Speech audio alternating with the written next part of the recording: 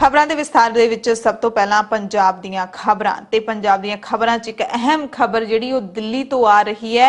एक केंद्री गृह राज मंत्री ने सदन दे विच दस्सिया है कि पंजाब दे विच किन्नियां हिरासती मौतां होईयां ने। केंद्री गृह राज मंत्री नित्यानंद राय ने सदन दे विच देश भर विच होईयां हिरासती मौतां दे बारे जानकारी दित्ती है। मंत्री ने सदन नूं दस्सिया कि पिछले 3 सालां दे विच देश दे सारे सूबिਆਂ ते यूनियन टैरीटरीज़ दे विच पुलिस हिरासत दे विच 348 मौतां होईयां ने, जबकि जेलां दे विच 5221 मौतां होईयां ने। बहुत वड्डा अंकड़ा है।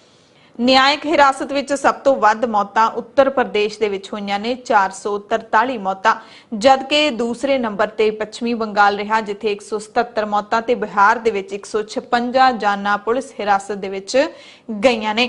पंजाब ते हरियाणा की गल कर लईए तां इत्थे पुलिस कस्टडी दे विच 13 मौतां होईयां ने, यानी कि पंजाब दे विच भी 13 कैदी ने जिहड़े ओह मारे गए ने अते 13 ही हरियाणा दे विच मौतां दे मामले दर्ज किए गए ने। मंत्री दे मुताबिक पंजाब ने कुल मिला के हिरासती मौतां दे 293 मामले दर्ज किए ने, जिन्हां दे विचों 13 जानां पुलिस हिरासत विच ते 280 न्यायिक हिरासत विच गईयां ने, जबकि हरियाणा विच 198 जानां हिरासत दौरान गईयां ने।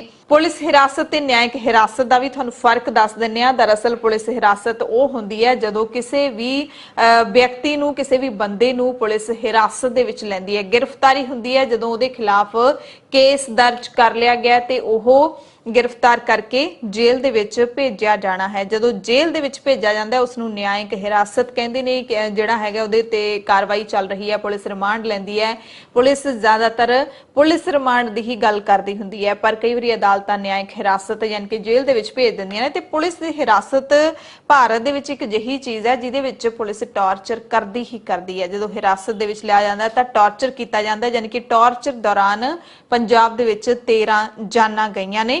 ਇਹ ਜਿਹੜੀ ਪੁਸ਼ਟੀ ਹੋਈ ਹੈ ਤੇ ਉੱਤਰ ਪ੍ਰਦੇਸ਼ ਦੇ ਵਿੱਚ ਹਿਰਾਸਤ ਦੇ ਵਿੱਚ 443 ਜਾਨਾਂ ਗਈਆਂ ਨੇ।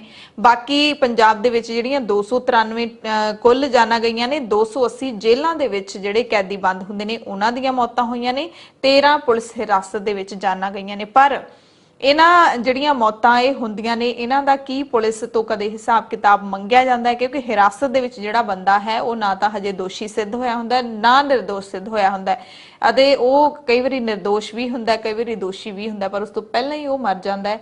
ਇਸ ਦਾ ਕੋਈ ਵੀ ਕਦੇ ਨਿਆਂ ਨਹੀਂ ਮਿਲਦਾ, ਨਾ ਹੀ ਜਾਂਚ ਹੁੰਦੀ ਹੈ।